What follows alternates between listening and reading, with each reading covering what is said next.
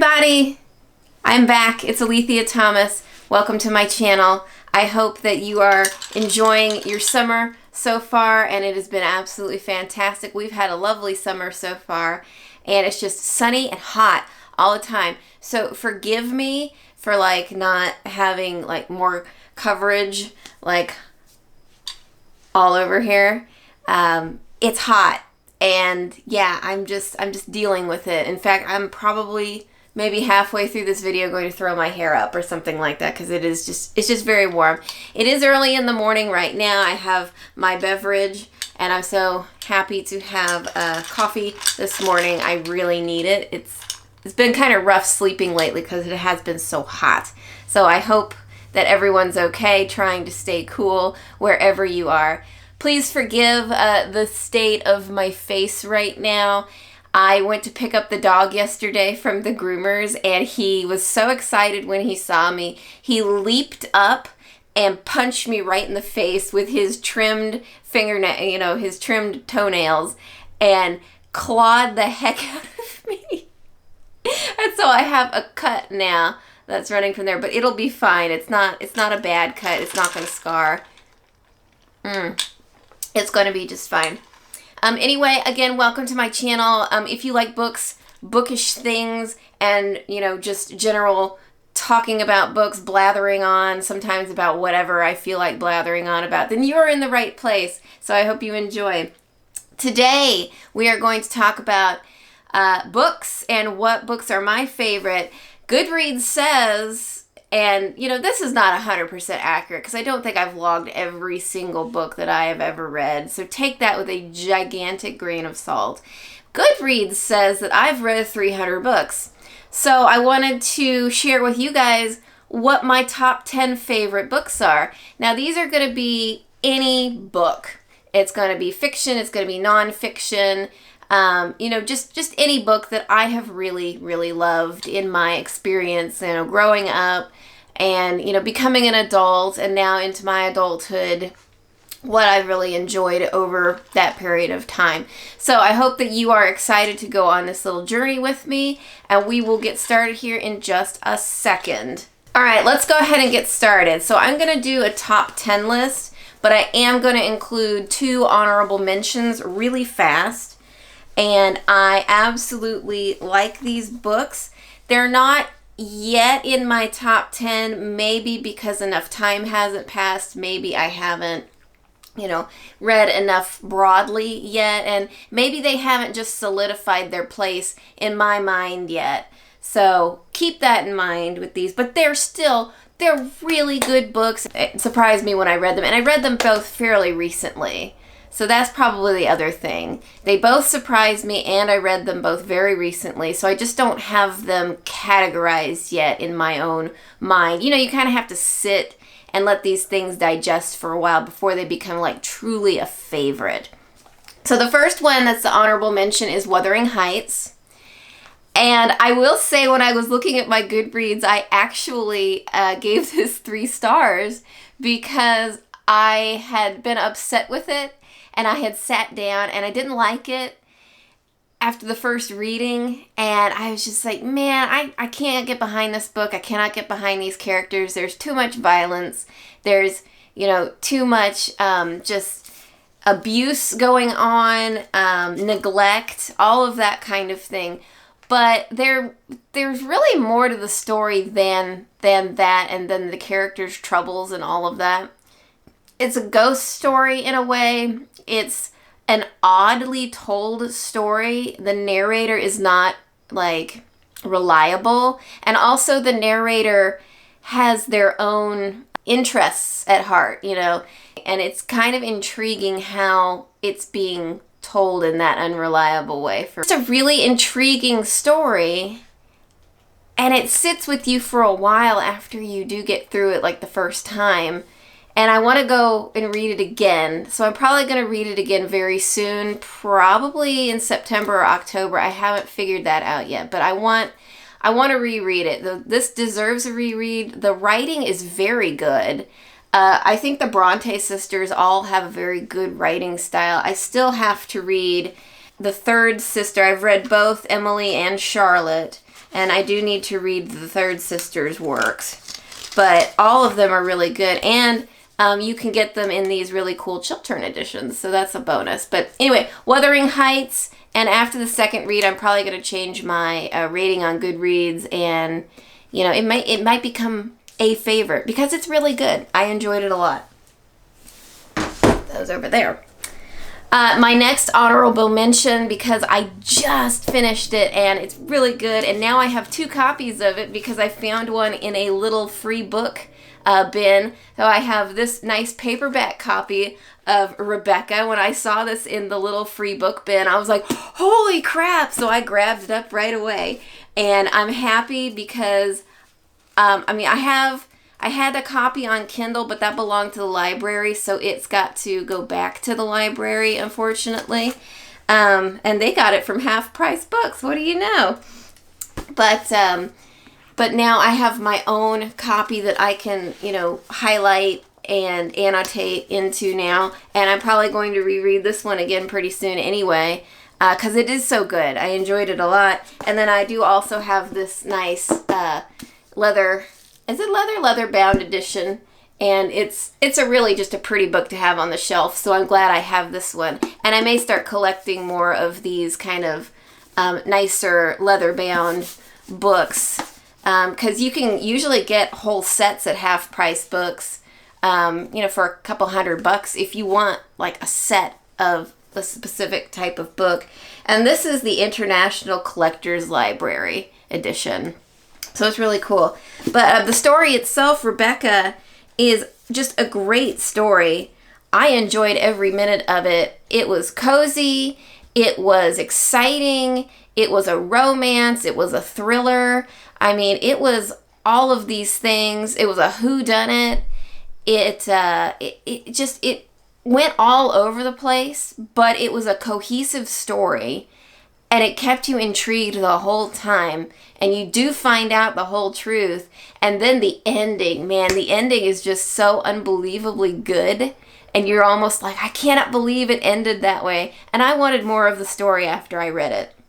So I hope I've sold it really well. So if you have not read it, please, I put the sticker on there. Please go pick up a copy of Rebecca and read it, because it's so good. And it's not terribly long either. It's very good, and it's not terribly long. Okay, so then we're going to start from like number 10 and work our way up. And I have a physical copy of this book somewhere in this house. I can't find it anywhere. I've been looking and looking and looking. I have read this book both in physical form, and I have listened to it multiple times, and it is called The Hero with 1,000 Faces by Joseph Campbell. It is a staple book for me. When I was growing up, my dad was a professor, and he was actually a biochemist, but he always taught us on the scientific basis of the world. That was just how he operated. And so he wanted to explain Greek mythology and, you know, world mythology really to us. So he started us out with the book The Mythic Image by Joseph Campbell, but he also made sure to give us The Hero with 1,000 Faces by Joseph Campbell. He would read these books to us. This was my childhood. It was ridiculous. So I had a very thorough understanding of mythology, and thanks to my father. Completely thanks to my father. And he made sure, of course, you know, we did go to church and things like that, but he wasn't a very devout fellow, and neither are we. And, you know, so we learned, you know, traditional Christian, you know, religion, but we also learned other world religions. We learned about, you know, Judaism and Islam and all of those things as well. And so it was just absolutely fascinating to me.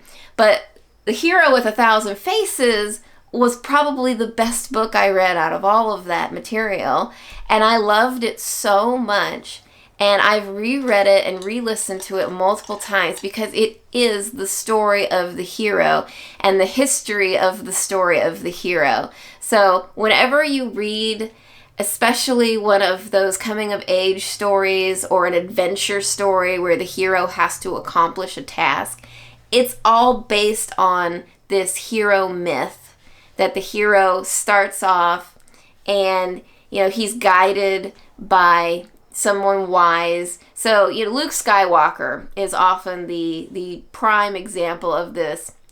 Luke Skywalker meets Obi-Wan Kenobi. Obi-Wan Kenobi tells him about the Force, teaches him about the Force. Luke Skywalker learns how to, use the Force. He has to fight Vader to defeat the evil Empire, and that whole arc happens, and then, the ending as it is right now. I still stick to the old Star Wars. I don't watch any of the new Star Wars. That stuff doesn't even exist in my mind, to be honest. The original trilogy or nothing. That's it for me. But yeah, I've always enjoyed that. Joseph Campbell's writing style in those books has always been really good. It always captured my imagination. It's just one of those things that has stuck with me my entire life, and I can't live without it now. I know it's somewhere around this house, but I will find the physical copy at one point. It's probably just stuck in a box somewhere that I haven't gotten to. We'll go on to the next book. Number 9 is actually a series. It's the Game of Thrones series by George R.R. Martin. I was so hooked on those books when they came out. Oh my gosh. And this was like years ago that the first Game of Thrones came out. I was reading Game of Thrones before Game of Thrones was cool, man. So freaking good. And what I really loved about A Game of Thrones, it wasn't necessarily about magic. It was about the intrigue and the nastiness and the vile things that was going on, the murders, the just awful stuff that these villainous characters were just doing to each other. And then you had the Stark family who, were basically the epitome of decent people, but even the wicked things that were happening around them changed their characters, and they had to figure out how to fight against all of these things going on and make it in just this cruel, sadistic world. And it was just so good.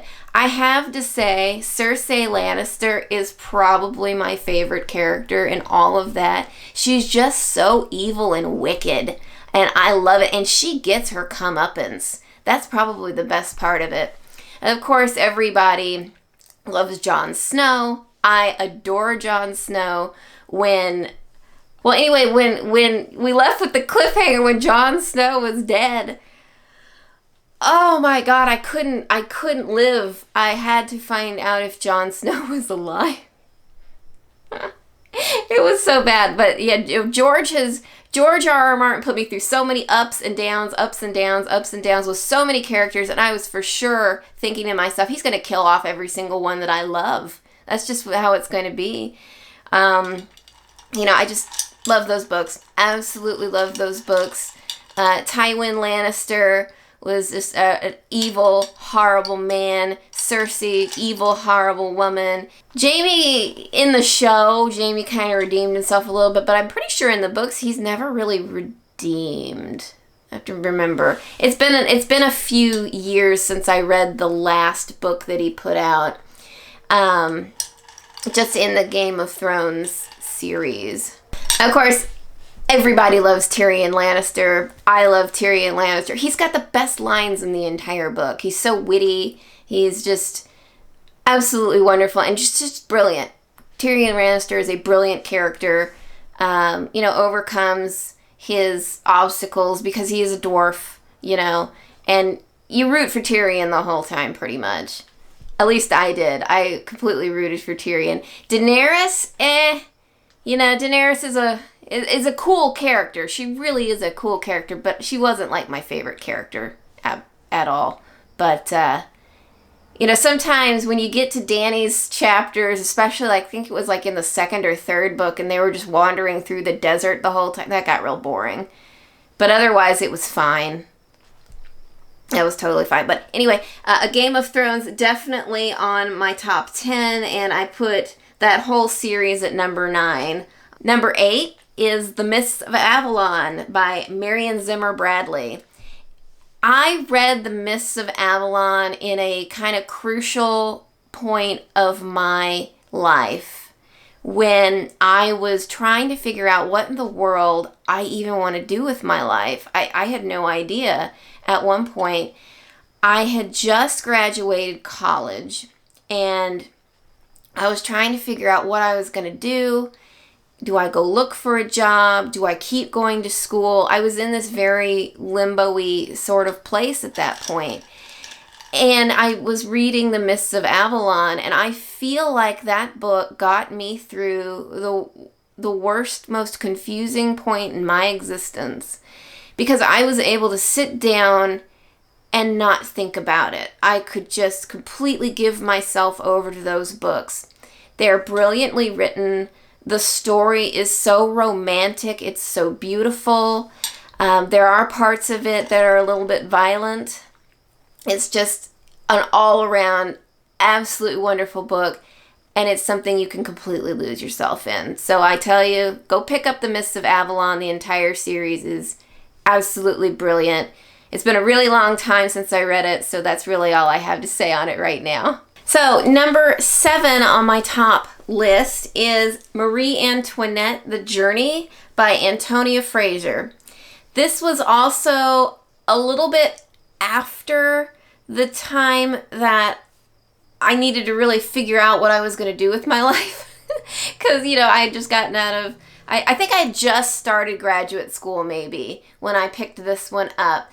And it fascinated me. The movie Marie Antoinette had also come out, and that one was by Sofia Coppola. And I loved that movie, and so I picked this book up and I read it because it was basically the book that movie was.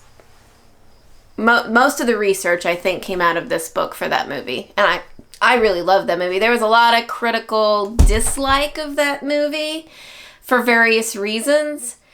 But I loved it because it was all about, the glamour and the pomp, the circumstance, just the excess, the absolute excess. And the 80s soundtrack that they had, like 80s, early 90s soundtrack that they had behind that movie was totally appropriate to that idea. That's what people didn't get. And that's what I got so angry about with the critical reception of that particular version of Marie Antoinette. And Sofia Coppola is a freaking genius. I mean, I'm sorry. She really is. That entire movie, gorgeous. Just a fucking gorgeous movie. I love it. It's the best movie ever. I could watch it over and over again and never get tired of it. But anyway, that movie totally inspired me to read this book, and I'm so glad I did, because I loved this book even more than I loved the movie. There's so much research into this.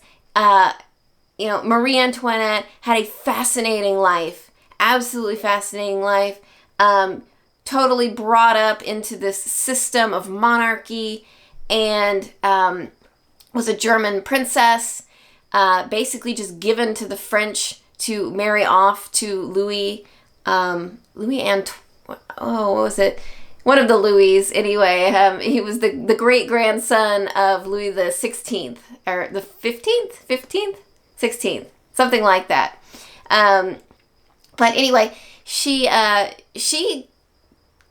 couldn't really help her circumstance because, she had really no power over what she did and didn't do when she was younger, especially.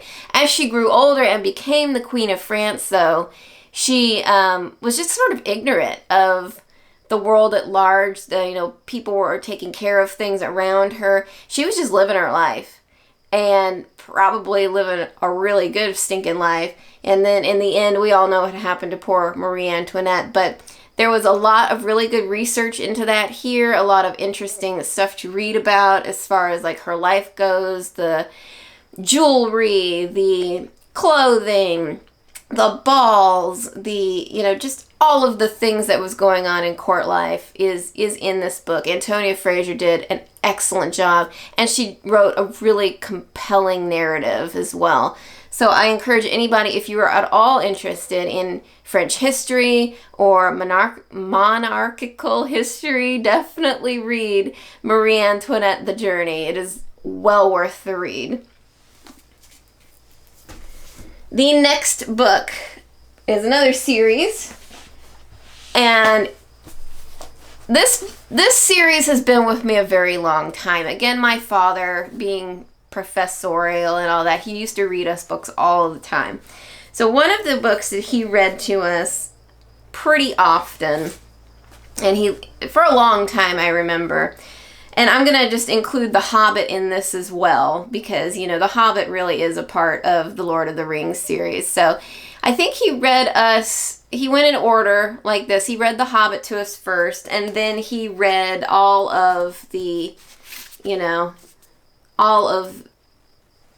Fellowship of the Ring, and then The Two Towers, and then Return of the King. So my life as a young person was full of Tolkien. A lot of Tolkien in our house. Oh my gosh. A lot of Greek mythology in our house again. But yeah, the Lord of the Rings was a big part of my life, and it has always been a big part of my life. I've probably reread The Lord of the Rings at least 4 times now. The Hobbit I've really only reread twice, because I wasn't really as fond of the story of Bilbo Baggins as I was of Frodo. I liked Frodo's story a lot more. I just found Frodo to be a more interesting character. But yeah, I was basically just spoon-fed The Lord of the Rings my entire life, and it's going to continue to stick with me. It's going to continue to be a book that I continue to go back to over and over again. It started the fantasy genre as we know it today, and it's just so good. It's so well written. It's a lovely story about good versus evil, and the choices you have to make, and the struggle sometimes when you're dealing with evil, to, do the right thing, destroy the ring, and destroy the power, because you don't really need the power to live a good life. So anyway, that's the Lord of the Rings. If you have not read it, do yourself a friggin' favor and just read it. It's so good.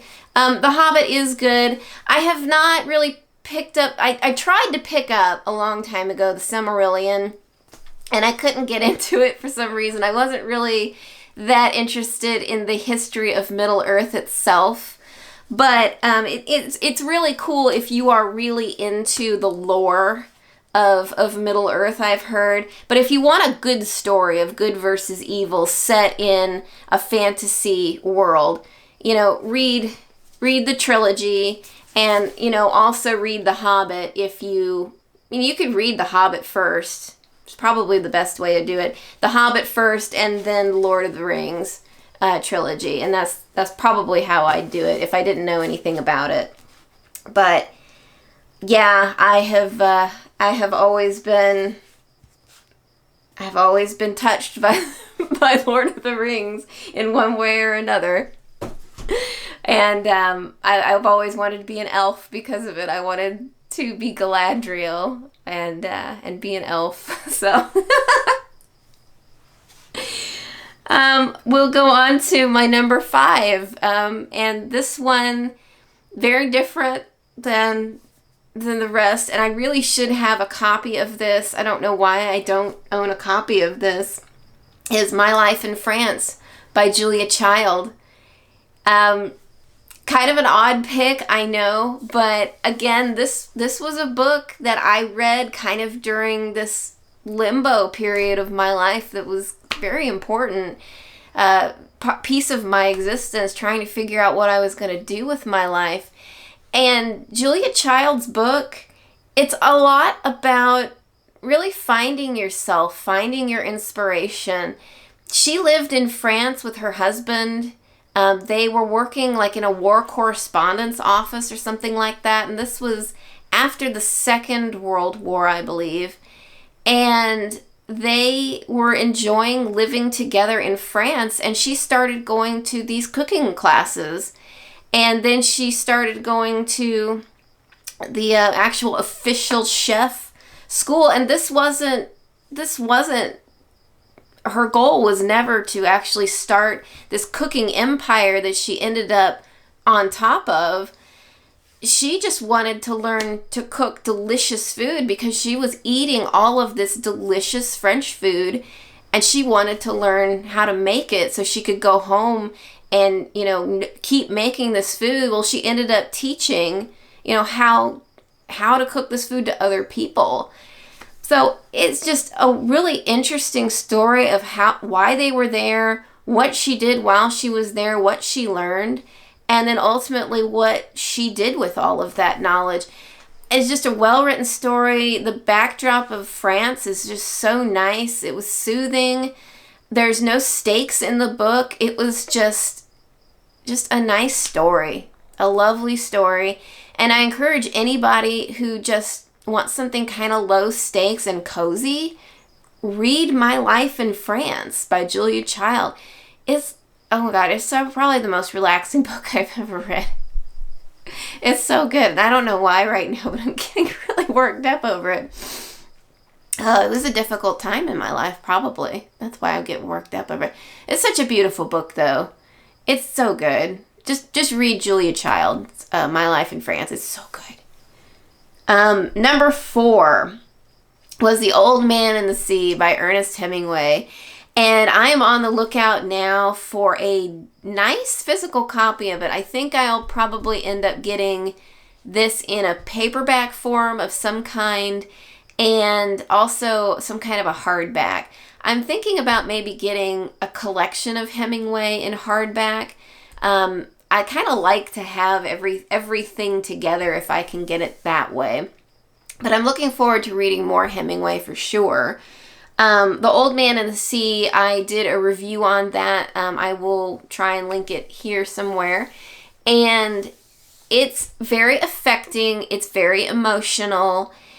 It's a short story, but it's a very impactful story.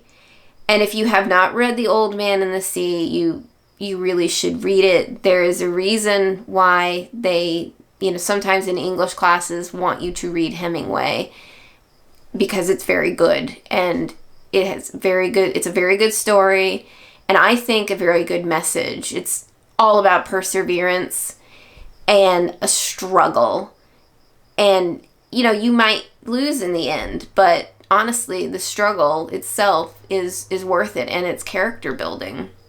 So, but if you want my full review, watch the video for sure. But that's The Old Man and the Sea. So good. And it made me cry, but it's so good. And it had to be in my top 10, because I don't think, even though I did read it this year, it had such an impact that it had to be on this list for sure. I am back. Sorry about that. I actually had to edit in this part because I forgot to do number 3. Number 3 is 20,000 Leagues Under the Sea by Jules Verne. I read this one when I think I was working one of the first jobs in records management that I had. Beside the point there, but I mostly listened to it, if I remember correctly. And the production of it was really good. I enjoyed it a lot. I remember I got it off of Libby. So it was a very interesting book, very well-written book, very intriguing and engaging book.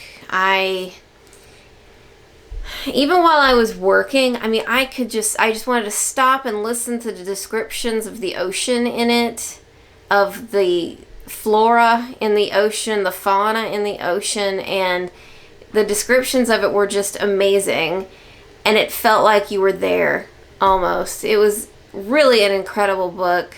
I like the story of Captain Nemo himself. I just don't think there was anything really bad about 20,000 Leagues Under the Sea. From beginning to end, it was just a really enjoyable experience, an epic adventure, and just a lot of fun. So I really enjoyed 20,000 Leagues Under the Sea. If you haven't read Jules Verne before, it's probably a great place to start. I wanted to read The Time Machine from him also, but I haven't gotten to it yet. And also he's put out A Journey to the Center of the Earth. And I think that he's also the author of Around the World in 80 Days. if I'm not mistaken. But those are all Jules Verne, and they're all probably really good. The only one I've read by Verne, though, is, again, 20,000 Leagues Under the Sea, and I just thought it was absolutely wonderful. So that was number 3, and now we will skip on to my number 2. So my number 2, and this one is, again, a book that's kind of been with me for a little while. I read it in high school, and maybe I tried to read it when I was a little bit younger, too, but I don't think I was able to really read it myself. My father did not read it for us, though, which I'm surprised, because he did read an awful lot of stuff for us. So I'm wondering why he never picked this one up. Maybe he didn't think it was that good, or he probably just wanted to stick to the sci-fi and fantasy. I kid you not. That man read us more Isaac Asimov than I cared to remember. It was interesting stuff, but I wasn't as interested in the Isaac Asimov as I was in the fantasy books and the Tolkien books, to be honest. Foundation, I think my father read us the entire Foundation series. We were such nerdy children because of him. Anyway, back to my number 2. My number 2, and it's because I have multiple copies of this too.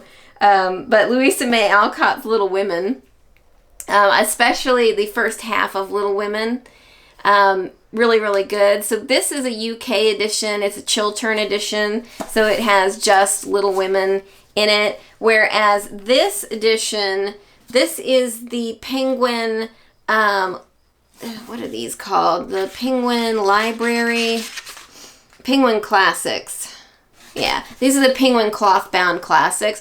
This has both Little Women and Good Wives in it. So the complete 2-part series is in here.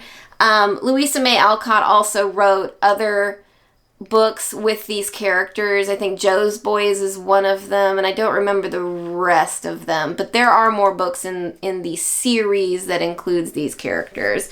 But Little Women is a very good book. Very affecting book. Just good old plain wonderful morals, cozy atmosphere, really low stakes. Just it's all about the characters and about their lives and growing up and the struggles of poverty, and grace in the face of poverty, I think is one of the huge takeaways in this, and family, and all of the good things are in Little Women, all of the positive things, all of the good things. I highly recommend. I think I'm just gonna hold one up because they're kind of fumbly. I highly recommend, if you're gonna read Little Women, I'm gonna kick the camera. I highly recommend, if you're going to read Little Women, try and do it in the wintertime, somewhere near Christmas or starting in Christmas. Because it starts on Christmas Day or Christmas Eve, and it's just the vibes. At that point, it's the vibes. It's so good, and it's a wonderful way to get through the wintertime. I read it again what was it? I think it was after Christmas that was it before Christmas? I don't remember. It was around Christmas time. I started reading this again last year. It got me through winter so well. I hate winter. I absolutely despise winter. But reading this reminded me all of the good things that you can do during the winter to get through it. Because you can snuggle up in a blanket, you can have hot cups of tea, you can do all of those things that are comforting and cozy during the winter time that you really can't do any other time of year. So it gave me a better appreciation for winter last year for sure. And this coming year, I'm going to be looking for more material similar to Little Women for the winter time. Because I had a really good winter this year with all of the cozy books I could read. And I want a repeat of that because it makes my life so much better. And I'm not a miserable, horrible person during the winter time if I can relax and enjoy it. So anyway, that was my number 2. And now we'll get to my number 1, which I did read last year for the first time. And I wish that I'd read it sooner. I didn't really know much about the Brontes at all. I hadn't really read them at all up until that. I mean, I just didn't know. I didn't know, and I wish I'd known. But Jane Eyre. Jane Eyre is so good. It is my #1 book. Now, Wuthering Heights might end up being also my #1 book as well, because it's also just really good. Jane Eyre is the story of Jane Eyre and growing up pretty poor, and she ended up in like a halfway house or something like that, growing up in a school for girls. That's right. She ended up in this poverty-stricken school for girls, and it basically is just the story of how she becomes a governess. And then when she becomes a governess, she goes and she meets Mr. Rochester. And if you guys have watched this channel, you might know I'm the biggest fan of Mr. Rochester in the entire world, because he's a gruff, nasty, snarly old man. But he's so freaking adorable. The banter between Jane and Mr. Rochester in this book is so good. I plan on rereading Jane Eyre in the coming year for sure. Maybe during the winter again. Maybe during October, because that's a really good time of year to pick up this book. It's gothic. It's a romance. It's a mystery as well. Not a thriller particularly, but definitely a mystery. So it has that in common with Daphne du Maurier's Rebecca for sure. So a lot of the same things in Rebecca are also in Jane Eyre. It's a very well written classic. It's a very readable classic. When I picked this up and started it, I couldn't believe how easy it was to read.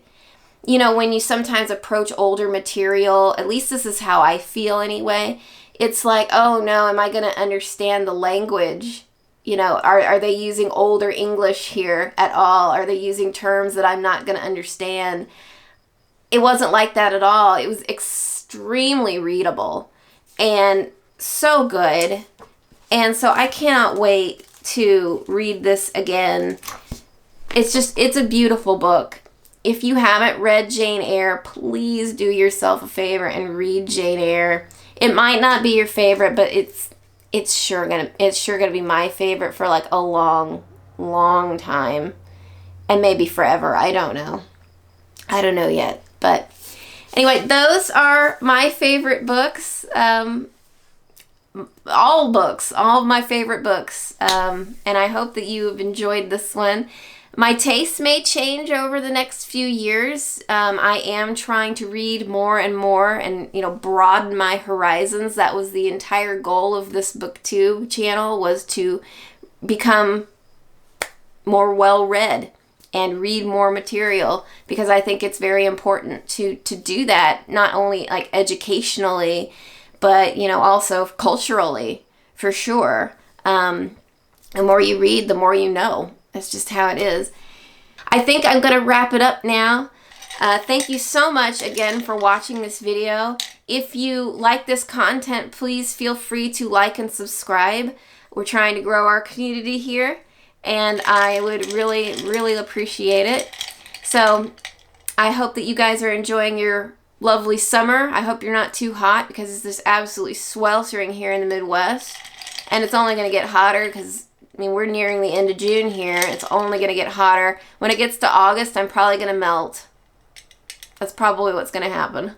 Oh my gosh.